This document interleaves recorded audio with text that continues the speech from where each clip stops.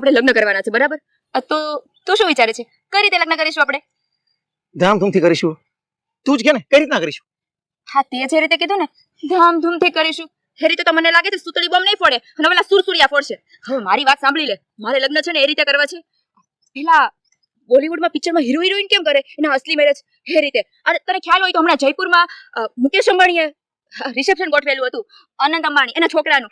Simple, મારે સીધા simple એવા લગ્ન કરવા છે.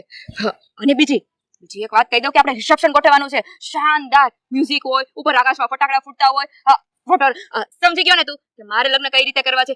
એક વસ્તુ, અને આ કપડા તો આપણે છે ને મનીષ મનોત્રા પાસે ડિઝાઇન કરાવવાના છે, બાકી બીજું કોઈ નહીં. ભલે એક કપડાના 5 લાખ રૂપિયા થાય.